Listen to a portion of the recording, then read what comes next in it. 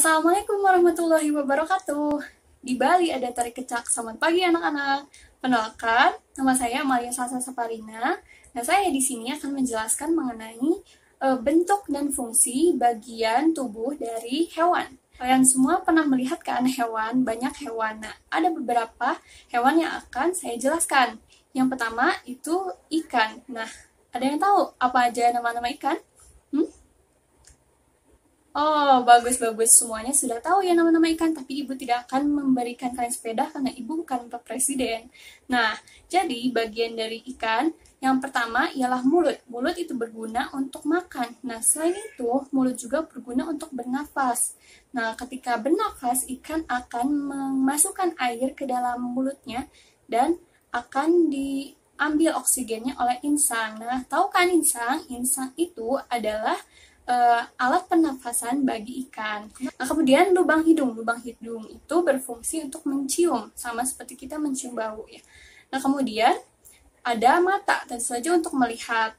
Nah, kemudian ada juga sirip. Ada yang sirip dada, berguna untuk mengubah arah ikan ketika berenang. Ada juga sirip punggung untuk menyeimbangkan.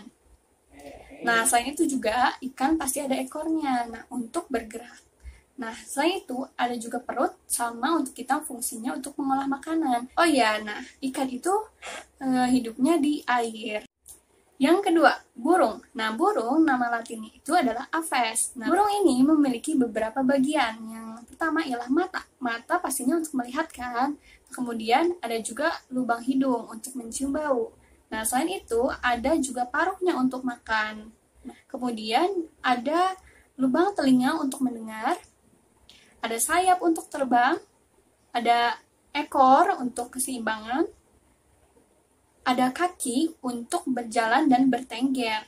Nah, khusus untuk burung penguin, sayapnya didesain seperti sirip supaya bisa berenang. Nah, selain itu, burung juga memiliki bulu, berfungsi untuk melindungi dan menghangatkan tubuh.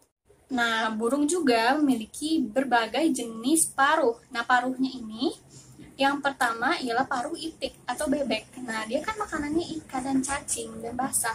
Nah, paruhnya itu berbentuk sudu dan pangkal bergerigi, berfungsi untuk menyaring makanan dan air dan juga lumpur. Nah, kemudian elang. Elang ini makanannya adalah ular, ayam, kelinci. Nah, jadi karnivora ya dia ini.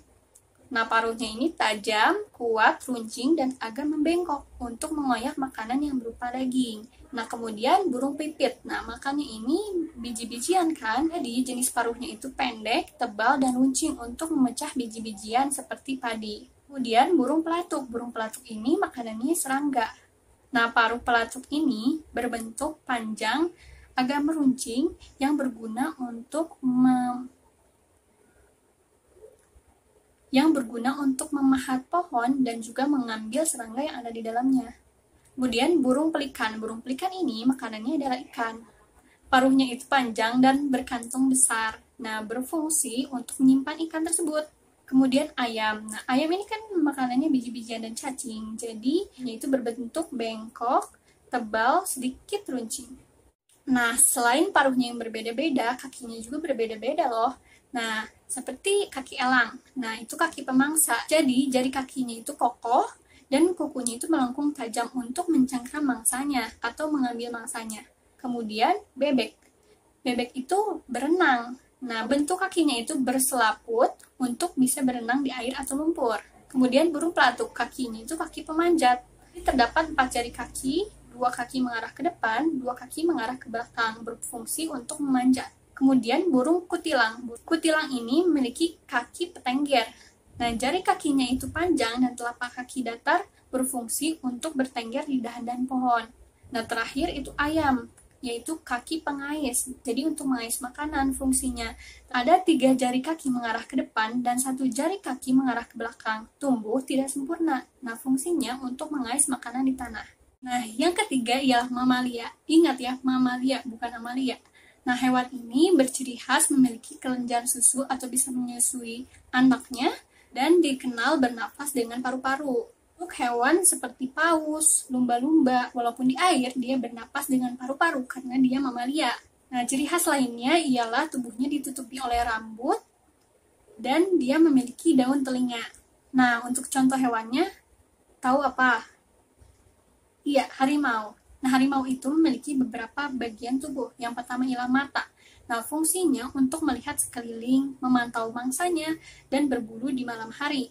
Nah, retina harimau mampu beradaptasi dan dapat merefleksikan kembali cahaya yang masuk ke retinanya dalam kondisi gelap. Penglihatan harimau 6 kali lebih baik dibanding manusia. Nah, kemudian kakinya. Nah, telapak kaki lebar membuat harimau dapat mengintai mangsanya. Cakarnya dapat ditarik ke dalam. Nah, sehingga kukunya itu tetap tajam dan membuat mereka dapat bergerak dengan tenang tanpa membuat mangsa mereka itu curiga. Nah, kemudian rambut. Nah, bukan bulu ya, tapi rambut.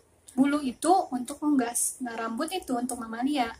Nah, ada dua jenis itu, guard hair dan underfur. Nah, guard hair ini berfungsi untuk melindungi. Nah, sedangkan underfur sebagai perangkat udara dan menjaga kehangatan fungsinya. Kemudian telinga. Pastinya fungsinya itu untuk mendengar dan berkomunikasi. Nah, ada bintik khusus di dalam telinga harimau. Nah, fungsinya itu untuk berkomunikasi.